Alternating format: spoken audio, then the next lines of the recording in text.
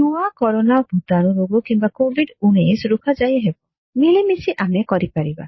ଆମକୁ କେବଳ କିଛି ମୌଳିକ ସତର୍କତା ଅବଲମ୍ବନ କରିବାକୁ ହେବ। ଆପଣ କାଶି ବା ଛିଙ୍କିବା ବେଳେ ସର୍ବଦା ମୁହଁକୁ ଗୋଟିଏ ରୁମାଲରେ ବା ଟିସ୍ୟୁରେ ଘୋଡ଼ାଇ ଦିଅନ୍ତୁ। ବ୍ୟବହୃତ ଟିସ୍ୟୁକୁ ଢାଙ୍କୁଣୀ ଥିବା ଡଷ୍ଟବିନରେ ତୁରନ୍ତ ଫିଙ୍ଗି ଦିଅନ୍ତୁ।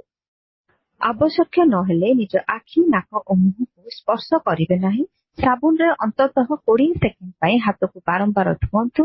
କୌଣସି ବଡ଼ ସମାବେଶରୁ ଦୂରେଇ ରୁହନ୍ତୁ। ଯଦି ଆପଣଙ୍କର କାଶ, ଜ୍ୱର କିମ୍ବା ନିଶ୍ୱାସ ନେବାର ଅସୁବିଧା ଅଛି ତେବେ ଅନ୍ୟଠାରୁ ଦୂରେଇ ରୁହନ୍ତୁ। ଯଦି ଆପଣଙ୍କର ଲକ୍ଷଣ ଅଛି ତେବେ ତୁରନ୍ତ ନିକଟସ୍ଥ ସ୍ୱାସ୍ଥ୍ୟ ସୁବିଧା କିମ୍ବା ଡାକ୍ତରଙ୍କୁ ପରାମର୍ଶ କରନ୍ତୁ। ଏହି ସମୟରେ ଆପଣ ମୁହଁ ଓ ନାକକୁ କପଡ଼ା ବା ମୁଖା ଦ୍ୱାରା ଘୋଡ଼ାଇ ରଖନ୍ତୁ।